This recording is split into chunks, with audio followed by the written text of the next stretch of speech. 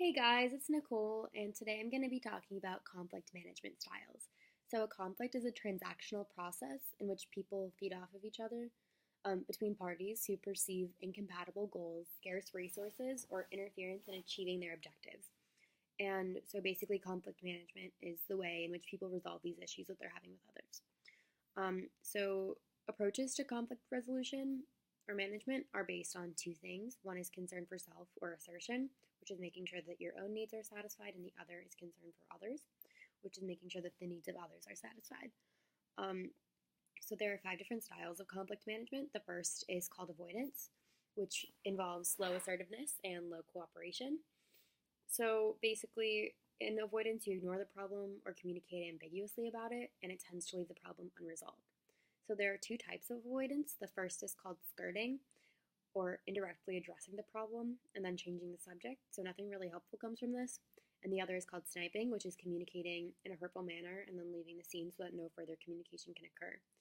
Avoidance is the most frequent approach to conflict management, but generally tends to be negative because nothing really comes of it, because you're not addressing the problem at hand. The second type of conflict management is called accommodation, which requires low assertiveness and high concern for others. So, in accommodation, one person gives up their goals so that the other can have exactly what they want. And people with less power tend to be more accommodating because they don't have the power over the other person to ask for exactly what they want. And this situation isn't ideal because one person leaves dissatisfied, and it tends to lead to deeper relational problems in the future. The next style of conflict management is called competition, which requires high assertiveness and low cooperation. And in competition, people pursue their own goals, often to the detriment of their partner. So, this is one of the most negative types of conflict resolution, as it often turns vicious and tends to be associated with escalation, meaning that there's a dramatic rise in emotions or aggression, and also sudden death statements, which are highly aggressive accusations that can permanently damage a relationship. So, these can be like if you're in an argument with a sibling or a parent and scream, "I hate you," out of the blue, that will obviously damage your relationship more than if you tried to constructively solve this problem without a competitive and aggressive um, mindset. Um, so, the next style of conflict management is called collaboration. And in collaboration, people tend to have a high concern for themselves and for others. So basically, people who collaborate have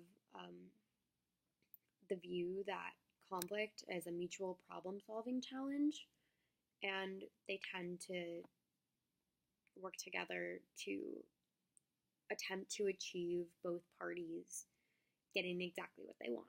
So, this tends to be the most productive style of conflict resolution because everyone gets what they want.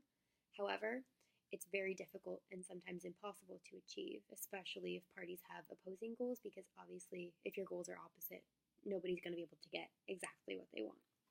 Which leads into the fifth style of conflict management, which is compromise. So, in compromise, people have a medium concern for themselves and a medium concern for other people, and both parties get parts of what they want, but not everything. Um, and this tends to be a really good style of conflict management, and it tends to be more realistic than collaboration because if people are having arguments, especially if their views are opposing, they're not going to both be able to get exactly what they want without upsetting the other. Or it would be impossible for them both to get exactly what they want. So, my example of conflict resolution is that my senior year of high school, I shared a car with my brother, and we both felt as if we deserved to have the most car time, more than the other. So we would often get into super competitive arguments that would lead to a lot of sudden death statements and saying things that we would regret, or my brother would try to assert his dominance and sort of avoid talking about it, but take the car without telling me and leaving me stranded, which would just lead to a lot more tension. So eventually, we decided to be more constructive about it and engaged in compromise. So we created a schedule for who would get the car when.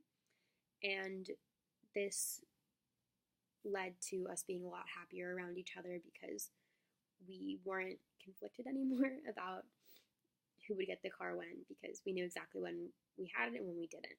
So this experience taught me that it's a lot more pleasant to engage in compromise and pleasant and like collaborative types of conflict resolution than it is to either avoid the issue or to be competitive about it.